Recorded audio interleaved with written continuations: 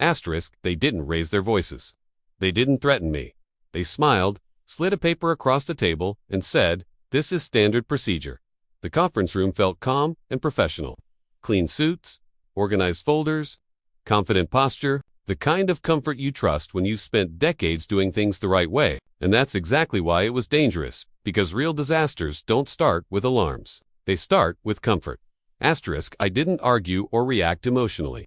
I opened my old leather bag and placed a document on the table. A water rights deed, dated 1923. One person read it, then another. Slowly, the confidence in the room faded. In that moment, it became clear this wasn't about property at all. It was about truth versus convenience. This was a quiet, American suburb. Good schools, clean streets, well-kept lawns. The kind of place people move to after decades of work, when stability matters more than ambition. These weren't careless people. They attended meetings. They had trusted engineers, boards, and reports. And why wouldn't they?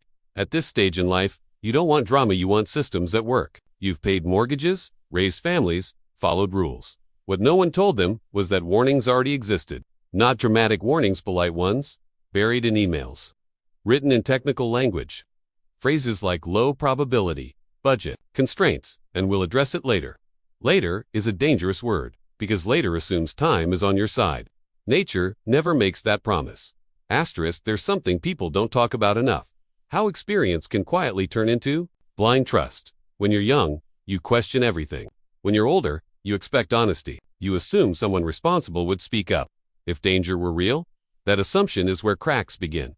Acceptable risk often means someone chose calm appearances over real preparation. Someone decided silence was easier than honesty. Learned this lesson long before that meeting.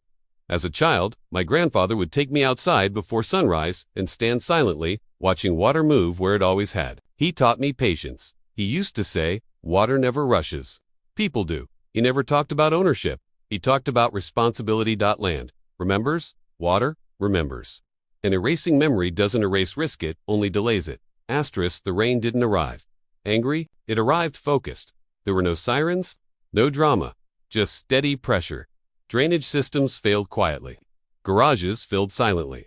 Lawns collapsed first, because appearances always fail before foundations do. Families stood outside confused, asking the same questions. Didn't they say we were safe? Who approved this? That was the moment denial broke. The realization wasn't that the system failed, it was that the system was never honest. The next morning felt heavier than the storm, not because of the damage, but because of understanding. Investigations began. Emails resurfaced. Phrases like acknowledged risk and cost concerns appeared. Silence became louder than excuses. People weren't angry at nature. They were angry at being managed instead of respected. Meetings followed. Careful language. Legal positioning. We did what we thought was best. But one question changed everything. Best for whom? Resignations came quietly. Authority withdrew. And the community learned something lasting.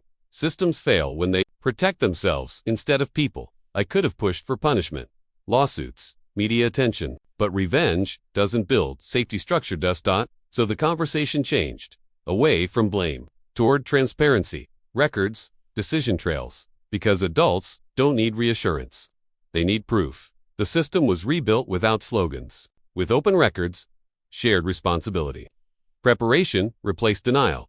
Rain still falls, water still moves. But now people are prepared, not afraid.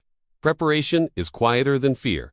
If you're over 45, you understand why this matters. At this stage in life, you don't chase excitement, you protect what you've built. Your home, your family, your peace of mind. You don't want promises, you want truth.